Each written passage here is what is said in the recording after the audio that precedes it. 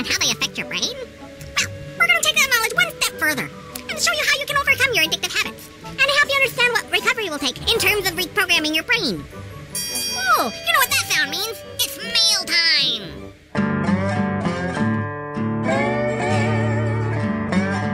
Oh, let's see what letter we have here today.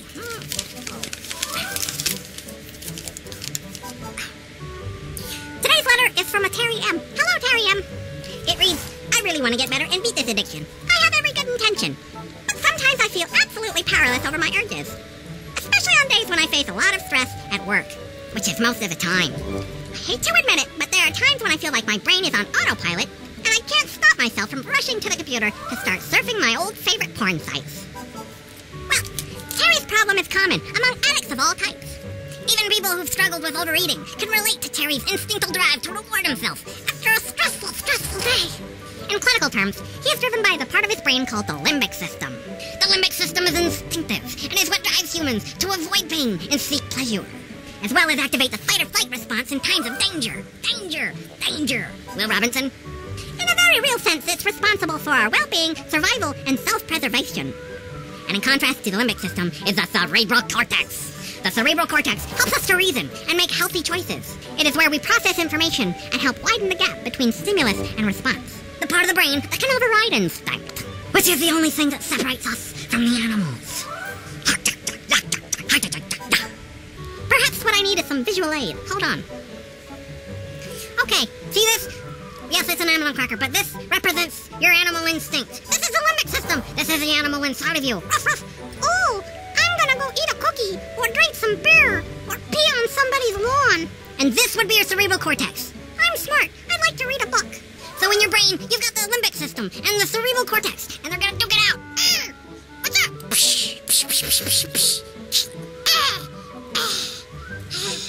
Yeah! The cerebral cortex wins! Oh yeah! 1 point for the cerebral cortex! Wait a minute! So it's like a constant battle between your limbic system and the cerebral cortex. Oh, it's on! But this isn't butter, it's margarine! It's still bad for you! Slice! When we understand both of these facets of our brain structure, it becomes clear that the goal of all human beings, not just those who are suffering from addiction, is to learn to activate the cerebral cortex in order to control the instinctive behavior, and thus live more productive lives. Oh, here's another letter. I have been very strong in my desire to quit going to strip clubs. I made a commitment to my wife that I wouldn't go. And so far, I've been successful at keeping my commitment. But I think about it all the time. Some days are better than others. But I am never far from my obsession with acting out. Why, when I quit doing it months ago, won't these feelings just go away? Signed, Joe J. Thanks, Joe J. You see, this is what's going on. By repeatedly activating those neurotransmitters inside of your brain through sexual stimuli or acting out, the pathways you have created inside of your brain are still there.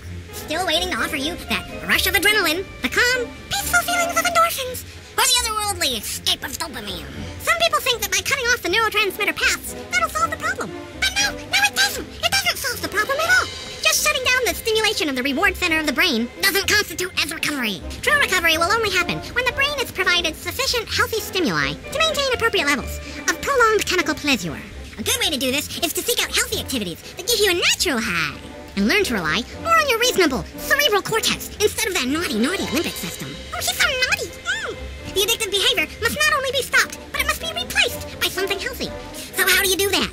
Well, you can start by taking charge of the choices you make and not letting your brain go on autopilot. I am a robot. I am here to destroy you. I'm here. I'm rusty. Get used to it. Advanced planning is the key to conscious living and can be applied even to the most minute parts of life. For example, if you wanted to cut down on the amount of television you watched every day, you could say, okay, I'm going to only watch 1 hour a day. 1 hour. That's it. Have the plan firmly in your head before you turn on the television. The same concept can be applied to eating habits, too.